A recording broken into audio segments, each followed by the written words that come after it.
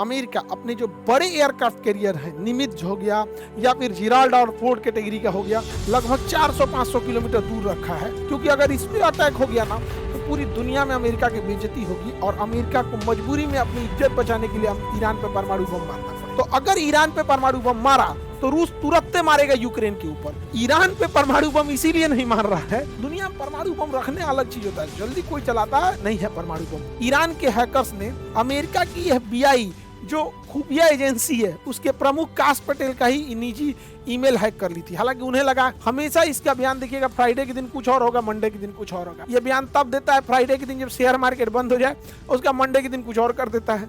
तो share market बड़ा ऊपर नीचे हो जाता है युद्ध में, कुछ भी बोल रहे हैं यहाँ पर।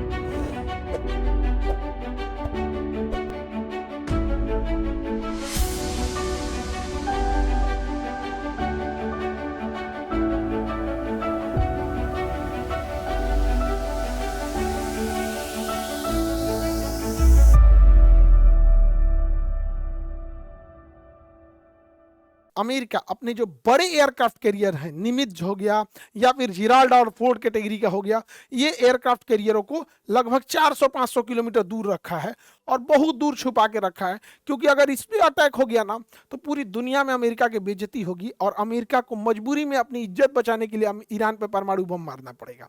तो अगर ईरान पे परमाणु बम मारा तो रूस तुरंत मारेगा यूक्रेन के ऊपर।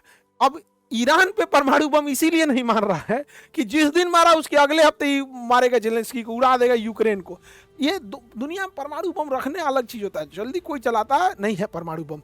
और ईरान जो है वो साइबर वारफेयर और मनोवैज्ञानिक वारफेयर में बहुत आगे निकल रहा है। उसने क्या किया है, जो स्कूलों पे अटैक करने का आदेश देने वाले कमांडर थे जिन्होंने मिसाइल हमले का आदेश दिया था, उनका फोटो जारी किया है और पूछा है कि आपके घर में बेटियां नहीं हैं, आप कैसे सो लेते होंगे।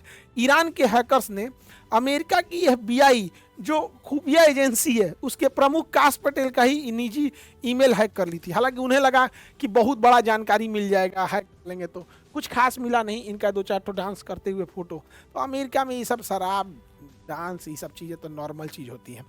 दूसरी ओर इजराइल और अमेरिका ईरान के पर्शियन काल के, जो वहाँ पर पर्शियन काल के जो पुराने धरोहर थे उनको ऊपर हमला करना चालू किया है और ईरान की यूनिवर्सिटीज और कॉलेज को मारना चालू किया है।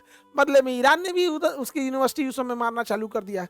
उधर दोनों मिलकर मार रहे हैं। अब दोनों ओर से हो रहा है। ट्रंप डेली उठपटांग बयान दे रहा है, कह रहा हमको जो हमला करना था हमने कर दिया, हमने रिजीम चेंज कर दिया और परमाणु बम नहीं है। अमेरिका ने देख लिया ईरान के पास यूरेनियम भी नहीं है, बहुत जल्दी हम लोग 2 हफ्ते में ईरान पे हमला करके वापस आ जाएंगे। अगले दिन कुछ और बोल देता है। हमेशा इसका बयान देखिएगा, फ्राइडे के दिन कुछ और होगा, मंडे के दिन कुछ और होगा। ये बयान तब देता है फ्राइडे के दिन जब शेयर मार्केट बंद हो जाए, उसका मंडे के दिन कुछ और कर देता है। तो शेयर मार्केट बड़ा ऊपर नीचे हो जाता है युद्ध में, कुछ भी बोल रहे हैं यहाँ पर। और इधर देखेंगे तो अर्जेंटीना, देखिए इजराइल के बाद सबसे ज्यादा यहूदी अगर कहीं रहते हैं तो अर्जेंटीना में रहते हैं।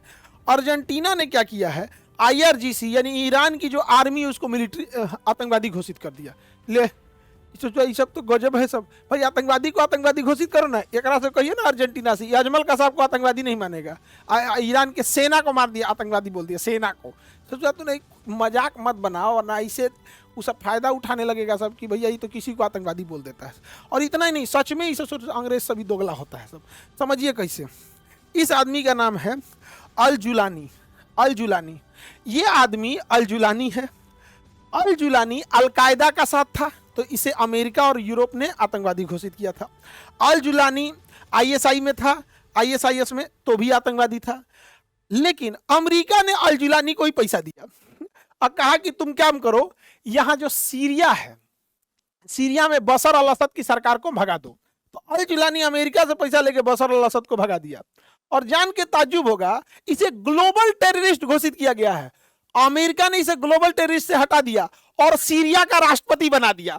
ये सब तो भाई हमको नहीं समझ में आ रहा है कि आतंकवादी तुम मानते हो, कल को आतंकवादी के श्रेणी से हटा दिए। अब ये क्या मतलब हुआ, जिसे तुम ग्लोबल टेररिस्ट कह रहे थे, ग्लोबल टेररिस्ट, उसको सीरिया का राष्ट्रपति बना दिया और यूरोप की संसद में ले जाके घुमा रहा है सब। ये जुलानी को वहां ले जाके जुलानी को घुमा रहा है यहाँ पे अमेरिका में।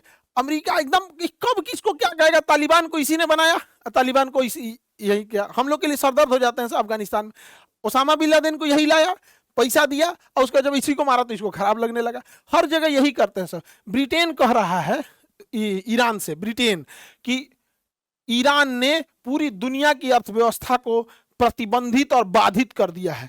तो ईरान ने कहा है कि पिछले 47 सालों से आप जो हमको बंद किए थे तो अच्छा लग रहा था, हम 2 हफ्ता से बंद किए तो चिल्लाने लगे। तो भैया इस पे पूरे ग्लोबल ट्रेड पर प्रभाव पड़ रहा है। लेकिन अब दोनों तरफ से ना अलग अलग लेवल के वार किए जा रहे हैं और यह वार एक बहुत खतरनाक मोड़ लेने जा रहा है। आप इसे समझिएगा। सऊदी अरब का यहाँ पर जेद्दा शहर जो है, यहाँ पे 2 धार्मिक शहर हैं, एक मक्का शहर है और एक मदीना शहर है। अब ये मक्का मदीना धार्मिक शहर है। सऊदी अरब ने क्या किया है, इस मक्का से थोड़ा दूर एक शहर है, नाम है ताइफ। ताइफ शहर है यहाँ पर, और ये मक्का से जस्ट सामने है। देखिए यहाँ पर मक्का के जस्ट सामने ताइफ, हम इस नक्शा में बना देते हैं। ये है मक्का और ये जो ताइफ शहर है ये जस्ट इसके सामने है। सऊदी अरब ने क्या किया है, ताइफ शहर में अमेरिका को सैन्य अड्डा दे दिया है। और इतना ही नहीं, सऊदी अरब ने इस ताइफ शहर से यह भी आदेश दे दिया, अनुमति दे दिया कि इस सैन्य अड्डा से ईरान के ऊपर कार्रवाई किया जा सकता है। अब जरा समझिएगा, ईरान जब उधर से मिसाइल मारेगा, ईरान जब उधर से मिसाइल मारेगा तो तैफ पे लगे तो ठीक है, लेकिन अगर ये मिसाइल आगे गया तो सीधे मक्का शहर पे जाएगा, और यहाँ पे मक्का शहर पे अगर आ गया तो वहां खाने काबा है। अब ये धार्मिक रूप चौपट कर देगा सब। अब बताइए, यहाँ पर सैन्य अड्डा है, यहाँ एकदम आमने सामने ईरान मारेगा तो एकदम, अगर 150 किलोमीटर का डिस्टेंस है दोनों के बीच में, जो सऊदी वगैरह में काम किए होंगे उन लोग को ये आइडिया होगा। तो ये युद्ध कब तृतीय विश्व युद्ध का रूप ले लेता है ये किसी को नहीं पता चलता है।